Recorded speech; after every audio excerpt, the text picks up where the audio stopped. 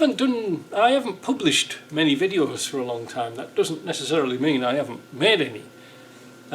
As you've probably been aware, I've had some sound problems of sound cutting out, and I bought a Saramonic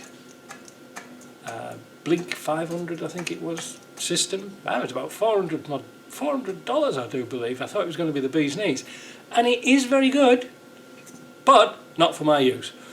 It's mainly for interviews and chats and things like this.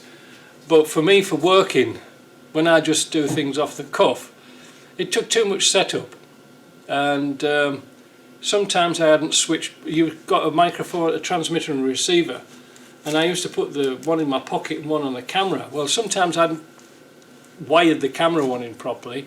Secondly, sometimes I didn't see the battery level in my pocket, and of course the battery went low and cut out.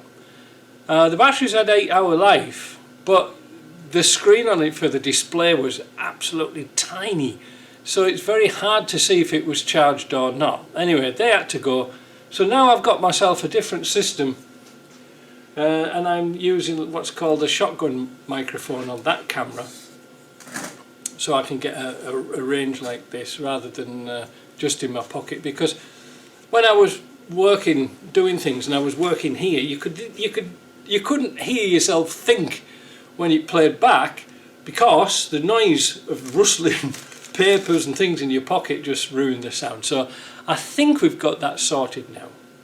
So what's this video about? Well, I've been doing these LT230s and an R380 and some other bits and pieces, and these things are getting heavy to move. But when I found out at Prince's Auto, when I was down there the other day, they had a little tiny ATV winch, which I thought, well, I can use that, because you can pick this up, but in my ceiling there is an RSJ, and the RSJ has an eye on it. So I thought, well, why not fasten the winch to the bench, and then with a bit of luck I can lift motors up and down like this. Now the bench moves a bit because it's on the bench, but I can always lock the wheels on the bench and go from different angles, because these are getting kind of heavy for an old fart like me, and especially transfer boxes. They're 60 kilos or over, so that's not really acceptable. Now this brings us on to the next point. I've got a lot of LT230s built up, but I want to test them.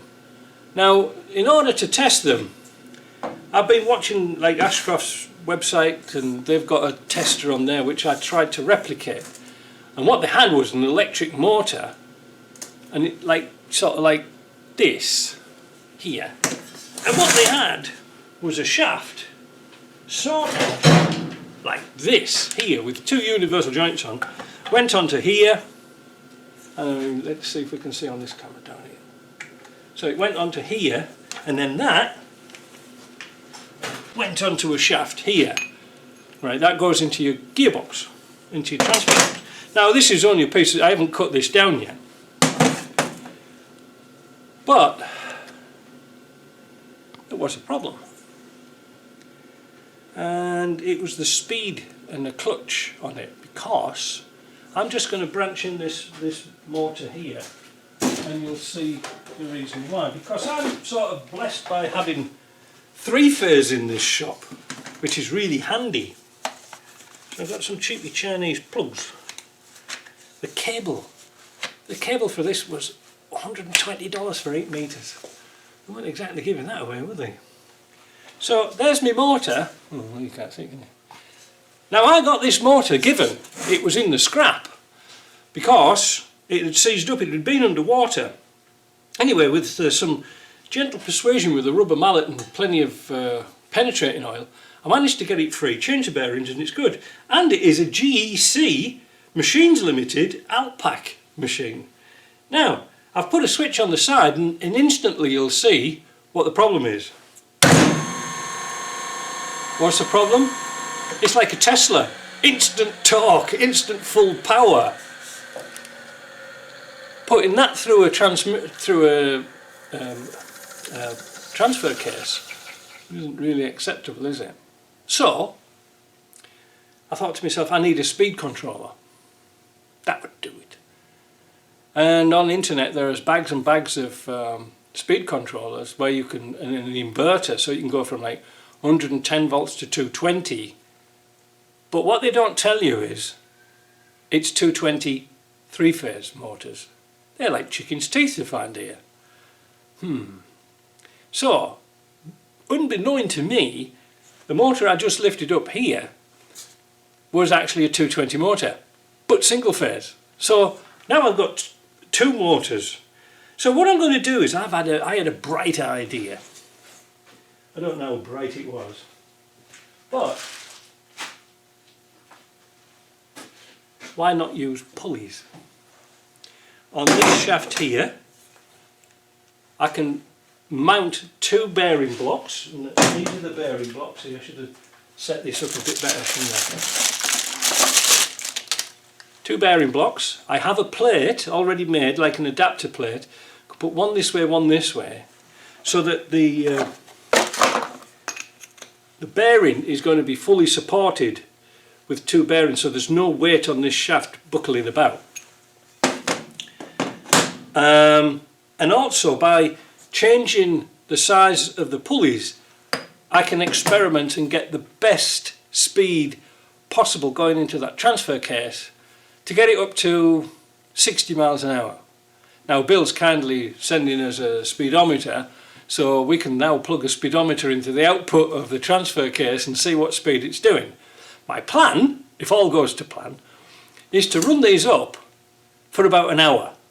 Just leave them running, with oil in naturally, so I can listen to them and feel them and see if they're going to leak and see if there's any noises or anything sort of unbeknown, and also flush them out. Whenever you're building things up, invariably you can get little bits of dust and things like that, and it is a workshop here. But also sometimes when you're using new gears, you'll find that when you pull your bung out of your bottom of your transfer case or transmission, you find there's little metal particles on there, which is kind of worrying, but it's kind of normal. So what my idea is, fill them full of oil, run them up, and then see what they're like. And then I can really be happy, because if there is a problem, I can take them off there, use my winch, put them onto here, fix them, if there is a problem. But there shouldn't be really. But I learnt my lesson when I did the steering box tester.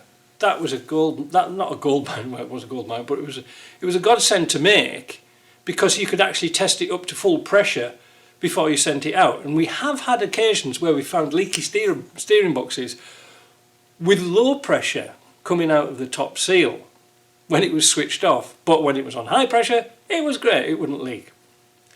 So my plan today, as you can probably see behind me here, this is going to be my test bench. Now at the moment it just looks like an old sewing machine stand and some planks. You would be right, that's what it is. What I'm going to do is make a table out of wood, so I can experiment by using wood to screw into, just temporarily, to lift the motors up, because down here I have made a little cradle for the transfer cases to go into. That's okay. But there always is a but, isn't there? I couldn't get a belt short enough. The belts over here for those pulley wheels are 5/8. You know, there you go. See? 5/8. If you put a 1/2 inch belt on, I'm sorry it's inches and stuff like that, but that's all they have here. But if I go to 1/2 inch belt on there, what will happen is it'll start running at the bottom of the groove and it sort of overheats, it doesn't grip as well. Good thing about Prince's Auto, if you're not happy you can take things back and they'll give you an exchange or your money back. Brilliant. So I can keep zooming backwards and forwards and trying belts and bits and pieces to get this all to work. So I've got some different pulleys. Now my idea is, going back to the original idea of speed control, was really a clutch. Because this is far too much. I don't want to break the gearboxes and teeth and things like this. And this is why we're going on to belts, because with a belt I'm going to make this motor tip up like this, and the weight of the motor plus a clamp to pull it down will act like a clutch. The belt will slip for a while, and then once it's progressively tightened down, we'll get some drive. Easy. And again, I can play around with the pulley sizes to get it to a nice speed. Now, you'll probably see there's a very weird shaft on here, and this was another of one of my problems. Shaft size on this motor was 1 1/8 inches. Well, bloody hell, trying to find couplings and bits and pieces to go on 1 1/8 inches was a bit of a nightmare. Because you see, you could get couplings like these are the couplings I'll show you. There should be little nuts and bolts in there. Yeah, we'll take that out. So these are called the tapered bush. What you do is you put them in to there and you screw them down tight, but this means by keeping this bush I can just change pulleys to the different ratios, and that's great. But again, inch size. So I took the motor to bits again. We took it down to JP's. We're up and down to JP's for about 2 or 3 weeks, and that eventually will go on to here. Yeah, well, it will. And then we can change the speeds and the ratios and things like this and get it to go really, really nice, I hope. But like I say, I've got to make it here. I make this thing first, so it's going to be a couple of days or days before I get this running. Now you're going to say to yourself, Mike, why don't you make it out of steel? Brilliant. And that's what I wanted to do. Because the steel shop, which I've got all these cut-offs and bits and pieces, has now closed down. Now I got that about 2 weeks ago. Now I went yesterday to pick some more 3/16 steel up. Closed. Gone. No warning, nothing. Now the problem with that is, always a problem, always problems. The next steel shop in town sells you full lengths. These people would sell you cut-offs or bits and pieces they had on the shelf. Now buying a 3/16 8 foot by 4 foot sheet is going to be bloody expensive, hence the wood.